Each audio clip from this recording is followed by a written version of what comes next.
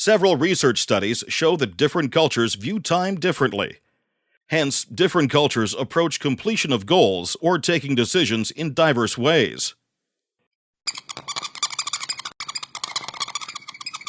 Some cultures, like the American, German, and Swiss culture, view time as being linear. It flows fast, like a mountain river in the spring.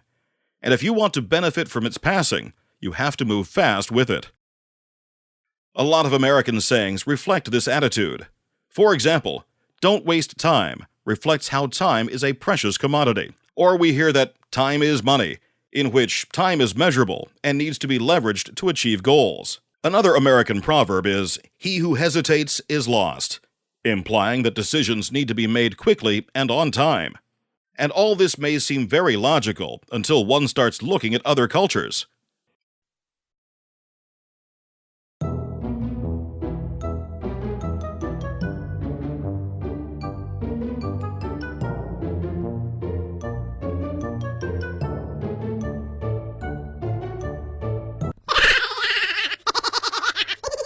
This anecdote shows how different cultures may view time. The German was seeing time as linear, where something was due at 9 o'clock. In contrast, the Italian, like many other cultures, was seeing time as nonlinear. So what is nonlinear time? In the linear version, tasks and time would be organized like this. The multi-active version of time would look like this, deadlines being flexible or even canceled. According to Richard Lewis, who built a cross-cultural model of time, in the multi-active definition of time, tasks are organized according to the relative thrill or importance each appointment or activity brings with it.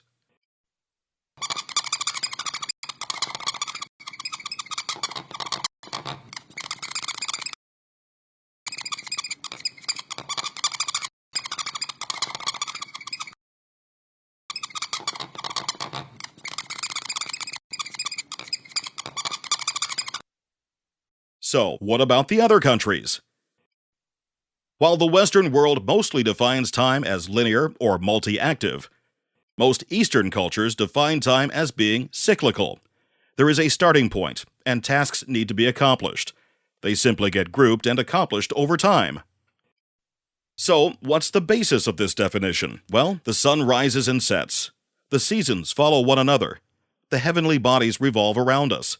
It is a cycle that repeats. That's their definition of time. So what about people? When they grow old and die, isn't that the end of their time?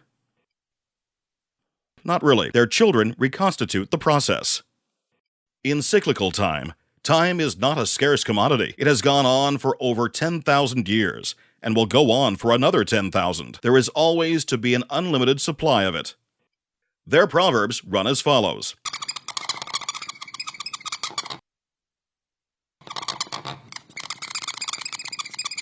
Does that mean work never gets done, or it gets done at its own speed? Well, yes and no. The story of this lady can show you best what I mean. I burnt my suit while ironing it. I have a very important meeting tomorrow. I need you to make an identical suit by tomorrow morning, please. Sure.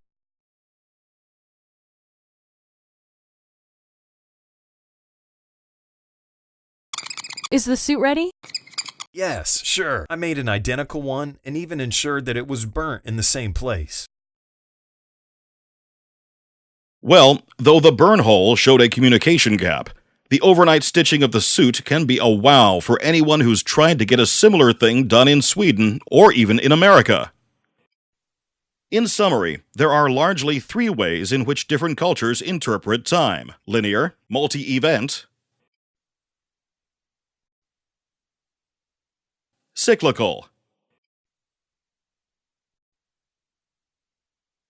And in each one, there is a certain rhythm of completing tasks based on the unique definition of time. So, an American may well think that the Eastern Oriental or the Saudi client procrastinates in taking decisions. But isn't that a matter of perception? Because to the Saudi or Oriental client, the decision will be taken when the time is right.